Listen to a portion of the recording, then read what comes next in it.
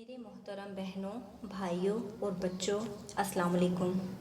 ہم میں سے اکثر لوگ یہ شکایت کرتے ہیں کہ وہ بے چینی، ذہنی دباؤ اور بے سکونی کا شکار ہیں۔ اپنی زندگی کے بارے میں سوچ کر انہیں بہت گھٹن محسوس ہوتی ہے۔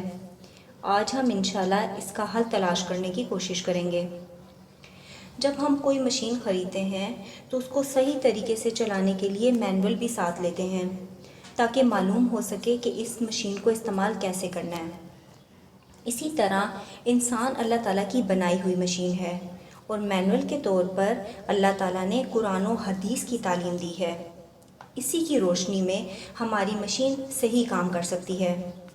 بے چینی، ذہنی دباؤ اور بے سکونی کی بیماری کو جب ہم قرآن و حدیث کی روشنی میں دیکھتے ہیں تو اس کی وجہ ذکر کی کمی ملتی ہے۔ اللہ تعالیٰ نے اس بیماری سے بچنے اور صحت یابی کے لیے مندرجہ ذیل اصول بیان فرمائے ہیں۔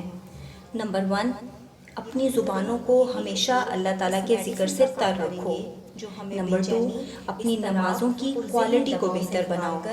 نمبر 3، قرآن مجید جو کہ سب سے بڑا ذکر کا ذریعہ ہے، سکون اور اطمینان کے لیے 12ویں پارے کا خلاصہ شروع کرتے ہیں۔ شکر گزاری کی عادت اپناؤ۔ اس پارے میں سورۃ ہود مکمل ہوتی ہے اور سورۃ یوسف کی 52 آیات شامل ہیں۔ اس پارے کی پہلی آیت میں ہمیں معلوم ہوتا ہے کہ تمام مخلوقات کا روزی رساں اللہ تعالیٰ ہی ہے، یعنی وہ کفیل اور ذمہ دار ہے۔ زمین پر چلنے والی ہر مخلوق، انسان ہو یا جن، چرند ہو یا پرند، چھوٹی ہو یا بڑی، بحری ہو یا بری، ہر ایک کو اس کی ضرورت کے مطابق وہ خوراک مہیا کرتا ہے۔ آیت نمبر 13 کی وضاحت میں امام ابن کثیر لکھتے ہیں کہ پہلے اللہ تعالیٰ نے چیلنج دیا کہ اگر تم اپنے اس دعوے میں سچے ہو کہ محمد صلی اللہ علیہ وآلہ وسلم کا بنایا ہوا قرآن ہے تو اس جیسا پیش کر کے دکھاؤ اور تم جس کی چاہو مدد حاصل کر لو، لیکن تم کبھی ایسا نہیں کر سکو گے۔ اس کے بعد اللہ تعالیٰ نے یہ چیلنج دیا کہ پورا قرآن بنا کر پیش نہیں کر سکتے تو 10 صورتیں ہی بنا کر پیش کر دو، جیسا کہ اس آیت میں بیان ہوا ہے۔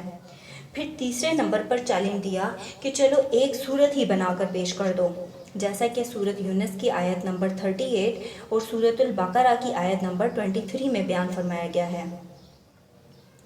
آیت نمبر 36 سے 48 تک قوم نوح کا تذکرہ بیان ہوا ہے۔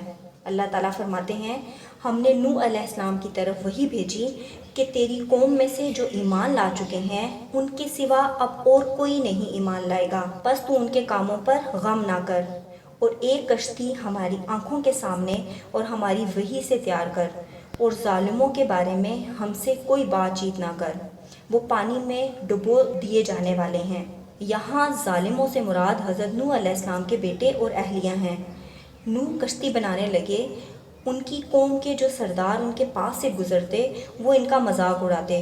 نوح علیہ السلام کہتے، اگر تم ہمارا مذاق اڑاتے ہو تو ہم بھی تم پر ایک دن ہنسیں گے جیسے تم ہم پر ہنستے ہو، یہاں تک کہ جب ہمارا حکم آ پہنچا اور ساری زمین ہی چشموں کی طرح ابل پڑی، ہم نے کہا کہ اس کشتی میں ہر قسم کے جانداروں میں سے جوڑے یعنی 2 جانور، ایک نر اور ایک مادہ سوار کر لے، اور اپنے گھر کے لوگوں کو بھی سوائے ان کے جن پر پہلے سے بات پڑ چکی ہے، اور سب ایمان والوں کو بھی۔ نوح علیہ السلام کے ساتھ ایمان والے بہت ہی کم تھے۔ نوح علیہ السلام نے کہا، اس کشتی میں بیٹھ جاؤ، اللہ ہی کے نام سے، اس کا چلنا اور اس کا ٹھہرنا ہے، یقیناً میرا رب بڑی بخشش اور بڑے رحم والا ہے۔ وہ کشتی انہیں پہاڑوں جیسی موجوں میں لے کر جا رہی تھی، اور نوح علیہ السلام نے اپنے لڑکے کو جو ایک کنارے پر تھا پکار کر کہا کہ اے میرے بچے، کافروں میں شامل نہ ہو۔ اس نے جواب دیا کہ میں تو کسی بڑے پہاڑ کی طرف پناہ لے لوں گا جو مجھے پانی سے بچا لے گا۔ نوح علیہ السلام نے کہا، آج اللہ کے امر سے بچانے والا کوئی نہیں، صرف وہی بچیں گے جن پر اللہ کا رحم ہوگا۔ اسی وقت ان دونوں کے درمیان موج حائل ہو گئی اور وہ ڈوبنے والوں میں سے ہو گیا۔ نوح علیہ السلام نے اپنے پروردگار کو پکارا اور کہا کہ میرے رب، میرا بیٹا تو میرے گھر والوں میں سے ہے۔ اللہ تعالیٰ نے فرمایا، اے نوح، یقیناً وہ تیرے گھرانے سے نہیں ہے، تجھے ہرگز وہ چیز نہیں مانگنی چاہیے جس کا تجھے علم نہیں۔ میں تجھے نصیحت کرتا ہوں کہ تو جاہلوں میں اپنا شمار کرانے سے باز رہے۔ حضرت نوح علیہ السلام نے کہا، میں تیری ہی پناہ چاہتا ہوں اس بات سے کہ تجھ سے وہ مانگوں جس کا مجھے علم ہی نہیں۔ اگر تو مجھے نہ بخشے گا اور مجھ پر رحم نہ فرمائے گا تو میں خسارہ پانے والوں میں ہو جاؤں گا۔ حضرت نوح علیہ السلام کی کشتی جودی نامی پہاڑ پر جا کر رکی۔ آپ کی قوم بھی اسی کے قریب آباد تھی۔ آیت نمبر 50 سے 95 تک قوم عاد، قوم سمود اور قوم شعیب کا تذکرہ بیان ہوا ہے۔ ان آیات کے درمیان یعنی 69 سے 74 تک حضرت ابراہیم علیہ السلام کا قصہ بھی بیان ہوا ہے۔ حقیقت میں یہ حضرت لوط علیہ السلام اور ان کی قوم کے قصے کا ایک پارٹ ہے۔ حضرت لوط علیہ السلام حضرت ابراہیم علیہ السلام کے چچا زاد بھائی تھے۔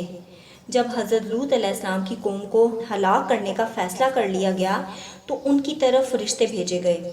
یہ فرشتے قوم لوط کی طرف جاتے ہوئے راستے میں حضرت ابراہیم علیہ السلام کے پاس ٹھہرے اور انہیں بیٹے کی بشارت دی۔ آیت نمبر 106 سے 108 تک بدبخت اور نیک بخت کے بارے میں بتایا گیا ہے۔ اللہ تعالیٰ ارشاد فرماتے ہیں، جو بدبخت ہوئے وہ دوزخ میں ہوں گے، وہاں چیخیں گے، چلائیں گے۔ وہ وہیں ہمیشہ رہنے والے ہیں جب تک آسمان اور زمین برقرار رہیں۔ لیکن جو نیک بخت ہوئے وہ جنت میں ہوں گے، جہاں ہمیشہ رہیں گے جب تک آسمان اور زمین باقی رہیں۔ یہ بے انتہا بخشش ہے۔ آیت نمبر 112 میں اللہ تعالیٰ نے نبی کریم صلی اللہ علیہ وآلہ وسلم اور اہل ایمان کو استقامت کی تلقین کی ہے۔ آیت نمبر 114 کی روح سے ہمیں معلوم ہوتا ہے کہ نیکیاں برائیوں کو دور کر دیتی ہیں اور 5 نمازوں کے ذریعے اللہ تعالیٰ گناہوں اور خطاؤں کو مٹا دیتا ہے۔ آیت نمبر 119 کی وضاحت حدیث کی روشنی میں اس طرح کی جا سکتی ہے کہ نبی صلی اللہ علیہ وآلہ وسلم نے فرمایا، جنت اور دوزخ آپس میں جھگڑ پڑیں۔ جنت نے کہا، کیا بات ہے کہ میرے اندر وہی لوگ آئیں گے جو کمزور اور معاشرے کے گرے پڑے لوگ ہوں گے۔ جہنم نے کہا، میرے اندر تو بڑے بڑے جبار اور متکبر قسم کے لوگ ہوں گے۔ اللہ تعالیٰ نے جنت سے فرمایا، تو میری رحمت کی مظہر ہے، تیرے ذریعے سے میں جس پر چاہوں گا اپنا رحم کروں گا۔ اور جہنم سے اللہ تعالیٰ نے فرمایا، تو میرے عذاب کی مظہر ہے، تیرے ذریعے سے میں جس کو چاہوں گا سزا دوں گا۔ اللہ تعالیٰ جنت اور دوزخ دونوں کو بھر دے گا۔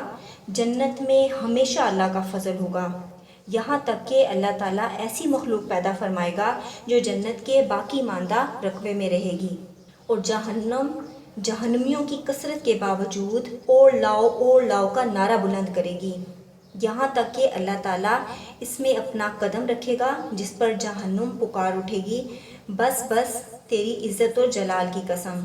اگلی سورت یوسف ہے۔ یہ مکی سورت ہے۔ اس سورت میں یوسف علیہ السلام کا ذکر ہے، اس لیے اسے سورت یوسف کہتے ہیں۔ قرآن مجید میں قصے اور کہانیاں موجود ہیں جو خوبصورت ٹکڑوں کی صورت میں پورے قرآن پاک میں پھیلے ہوئے ہیں۔ ان ٹکڑوں کو جوڑنے سے پورا واقعہ سمجھ آتا ہے، لیکن یوسف علیہ السلام کے واقعے میں تکرار نہیں ہے۔ حضرت یوسف علیہ السلام کا پورا قصہ شروع سے آخر تک تفصیل کے ساتھ سورت یوسف میں بیان ہوا ہے۔ حضرت یوسف علیہ السلام کا مختصر واقعہ کچھ اس طرح بیان کیا جا سکتا ہے۔ حضرت یعقوب علیہ السلام کے 12 بیٹے تھے، ان میں سے حضرت یوسف علیہ السلام غیر معمولی طور پر خوبصورت تھے۔ یہ خوبصورتی صورت اور سیرت دونوں میں تھی۔ حضرت یعقوب علیہ السلام حضرت یوسف علیہ السلام سے بہت زیادہ محبت کرتے تھے۔ حضرت یوسف علیہ السلام کا ایک ہی سگا بھائی بنیامین تھا۔ ان دونوں کی والدہ انتقال کر چکی تھیں اور یہ دونوں باقی بھائیوں سے چھوٹے بھی تھے، اس لیے والد صاحب کو بہت عزیز تھے۔ یوسف علیہ السلام کے باقی بھائی ان سے حسد کرنے لگے۔ وہ اپنے والد کو تفریح کا کہہ کر حضرت یوسف علیہ السلام کو جنگل میں لے گئے اور آپ کو کنویں میں گرا دیا۔ وہاں سے قافلہ گزرا، انہوں نے پانی نکالنے کے لیے کنویں میں ڈول ڈالا تو حضرت یوسف علیہ السلام اسے پکڑ کر باہر آ گئے۔ قافلے والوں نے مصر جا کر حضرت یوسف علیہ السلام کو بیچ دیا۔ عزیز مصر نے خرید کر اپنے گھر میں رکھ لیا۔ جوان ہوئے تو اس کی بیوی آپ پر فرفتہ ہو گئی۔ اس نے برائی کی دعوت دی، آپ نے اس کی دعوت ٹھکرا دی۔ عزیز مصر نے بدنامی سے بچنے کے لیے آپ کو جیل میں ڈلوا دیا۔ قید خانے میں آپ نے دعوت توحید کا سلسلہ جاری رکھا، جس کی وجہ سے قیدی آپ کی عزت کرتے تھے۔ بادشاہ وقت کے خواب کی صحیح تدبیر بتانے کی وجہ سے آپ اس کی نظروں میں جج گئے۔ اس نے آپ کو خزانے، تجارت اور مملکت کا خود مختار وزیر بنا دیا۔ مصر اور ارد گرد کے علاقوں میں قحط کی وجہ سے آپ کے بھائی غلہ حاصل کرنے کے لیے مصر آئے۔ ایک دو ملاقاتوں کے بعد آپ نے انہیں بتا دیا کہ میں تمہارا بھائی یوسف ہوں۔ پھر آپ کے والد بھی مصر آ گئے تو سب یہیں آ کر آباد ہو گئے۔ الحمدللہ 12ویں پارے کا خلاصہ مکمل ہوا۔ اس کی روشنی میں ہمیں معلوم ہوتا ہے: نمبر 1، حضرت ابراہیم علیہ السلام کی سنت کو اپناتے ہوئے مہمان نواز بننا ہے۔ نمبر 2، حضرت یوسف علیہ السلام کی طرح محسن بننے کی کوشش کرنی ہے۔ نمبر 3، ناپ تول میں کمی نہیں کرنی۔